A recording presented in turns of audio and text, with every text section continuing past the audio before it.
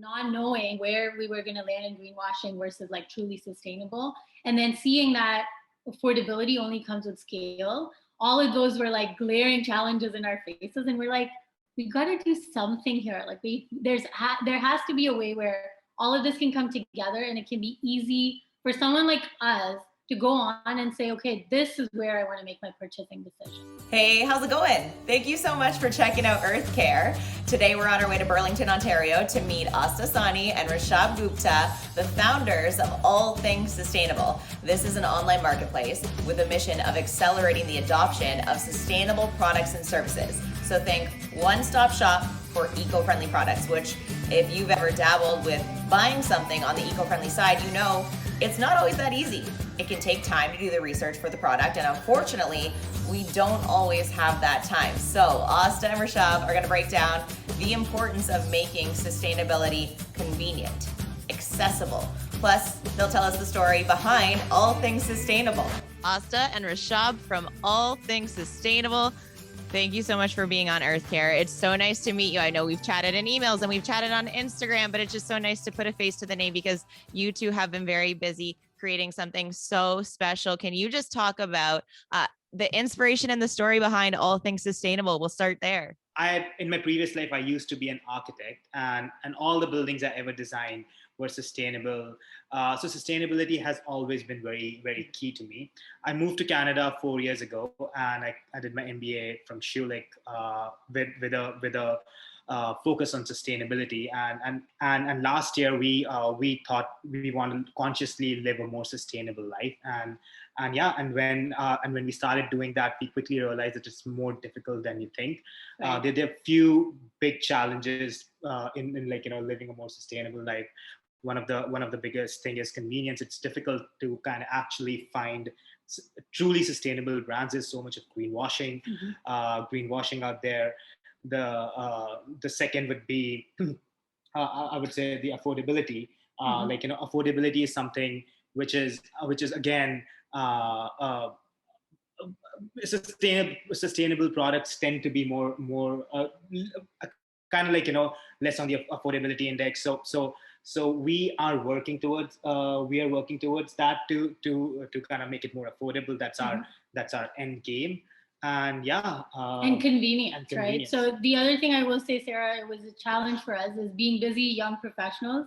We were like, how much of research are we going to do for these brands and understand what their story is and who they support and where their supply chain is clean, and it really was a rabbit hole, right? So not having the time, not knowing where we were going to land in greenwashing versus like truly sustainable, and then seeing that affordability only comes with scale. All of those were like glaring challenges in our faces, and we're like, we got to do something here. Like there has to be a way where all of this can come together, and it can be easy for someone like us to go on and say, okay, this is where I want to make my purchasing decision. So that's really what inspired us to start All Things Sustainable. This is so cool and exciting because I'll speak to the convenience factor there. If someone is new to researching eco-friendly products or choosing sustainable, maybe they haven't yet, it's daunting. It takes a lot of time. I know that there have been certain products where I've spent 2 hours researching and still haven't found one that maybe is in my price range. Not everyone has that kind of time. I almost don't want to tell people that because I'm like, oh no, it'll scare them away. But like for transparency, that is something that you have to prepare for until this marketplace exists and does the hard work for us.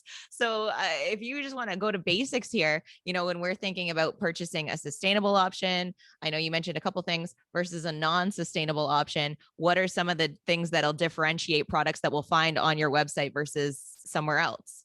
Yeah, no, that's a great question. And maybe we start with what sustainability means for us. So I'll let Rishabh dive into that. So sustainability has three main aspects to it, as environmental, social, and economic. So what we really did is we broke down these three main areas of sustainability into 14 impact areas, ranging from women empowerment to climate to CO2 reduction and poverty reduction and stuff like that. So any vendor who can sell on our platform should align at least with four of these impact areas, 4 out of these 14 impact areas, and and commit to adding one more impact area every 2 years. So that is that is our vendor onboarding or vendor selection criteria. And we do once we send out a questionnaire, they fill up like what impact areas they align with, and then we ask for relevant documentation for each of them, so that we on our end make sure that they are actually aligning with the impact areas they're claiming. So it's growing. So right now you can find very cool products like plantable pencils, to shoes made out of upcycled tires, soles, and candles that turn to planters. Candles that turn to planters, and a lot of cool products. We are kind of seeing that there are so many entrepreneurs who are kind of coming up with innovative ways to promote circular economy, and making sustainability a core factor in their business plan. Yeah, and I'll just add to that too, Sarah, is where we're seeing that it's sustainable versus non-sustainable is that access piece and that convenience piece, right? Like, it's very easy for us to grab something while we're shopping at a Walmart or order it on Amazon, right? But it's that mind shift that we're saying, okay, each of us has a role to play here. And let's start with the basics, right? Like little things like, reusing even our pasta sauce jars. Like we do it all the time for water, right? Like not buying a new set of glasses, but just using what we have. Or, if you're running out of new phone covers, then going with a biodegradable phone case versus a non-biodegradable one. Like it's those little changes that we're seeing are becoming much more accessible for people and also much more affordable, which is amazing. And it sounds like your website is going to offer a lot more transparency too, which once you get into doing that research on your own, immediately that when a product is sustainable, they're proud and they make that information readily available. And so 100%. It's also just very encouraging to go to a website like All Things Sustainable and be like, wow, I have all of these options. Like I can do this, even if I start with one product, and we'll go from there and see. So 100%. For you guys, what has really been the driving factor of this? What is so important about making sustainability accessible to everyone? Like you said, if we don't act now, and if the world temperature increases by 2 degrees or more than 2 degrees in the next few years, we might actually go into an irreversible cycle where we will never be able to come out of it. These burning of trees would become more and more common, and then we will never be able to come back. So that is really important that we leave behind a better world. That's just why sustainability important. And the access piece, so when we started All Things Sustainable, a friend of ours gave us a very interesting book. It's called Hooked. So it is about how these tech giants are informing behavior, and how it dwells into questions like, when you think of a question, the first thing you also think with the question is, let me Google it. How Google makes sure that you are first to mind.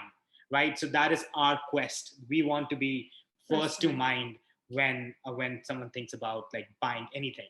So to kind of have that, it is really important to make it convenient for people to do that, and to make it convenient, we really need to people need to have access to it, and easy access to it, right? So that is why we would say access is really important. And there's a privilege part to it too, I think, because it's almost like, we have so much. So now it's time that we started being a little bit more conscious about, the way we consume, where we put our dollars, and really, taking on the onus on ourselves as well, right? Like there's only a level to which governments and laws and policies can inform climate practices and what the corporates are doing, because everyone loves to say, oh, it's not my responsibility, it's the corporates that are polluting the rivers and the oceans. But you see the kind of change that can happen when it's done at a scale level, right? Like when people really start to come together and commit to something, that's really when change happens. It might be slow, but it's changed, right? And I think for me that's inspiring, is to see people really push this sustainability movement forward. And for me, it started with that documentary that came out, which was minimalism. These two men that started minimalism, and I was the opposite of minimalism. Like I would shop, and my whole mantra was, oh, shopping's cheaper than therapy, kind of thing. And then I quickly realized, I was like, oh my gosh, like the Zara stuff came out about fast fashion, and it just was like overwhelming, because I was like, oh my God, I do not want to be supporting this. But here we were, because we didn't know any better, right? So it takes time, and we're hopeful that, what we're trying to do, even if it changes one other person's buying behavior, then we're successful. I love that. Yeah, and the caveat we always put with the marketplace is, the most sustainable thing you can do is not purchase anything. So don't buy if you don't need it, right? That was a huge thing for us too. When we started, we were questioning. We're like, we don't want to promote buying just for the sake of buying, right? Yeah.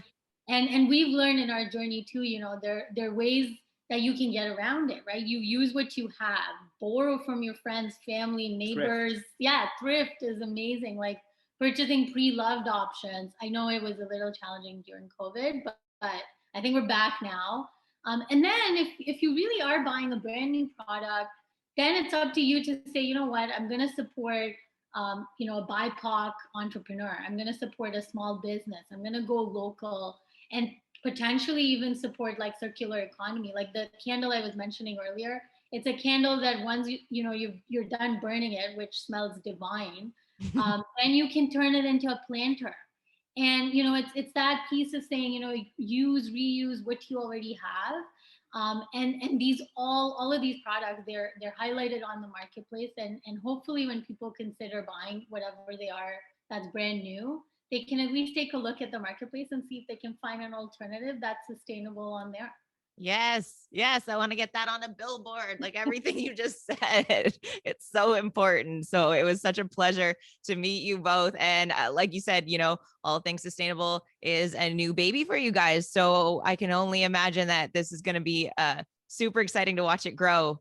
Thank you. We really appreciate the support. And I will also say, what you're doing is bringing all of these brands to light. I know you had Flower Inc. on your show as well. We love Melanie and everything her team's doing. So thank you so much for doing that. Keep supporting these voices, because I think change is coming.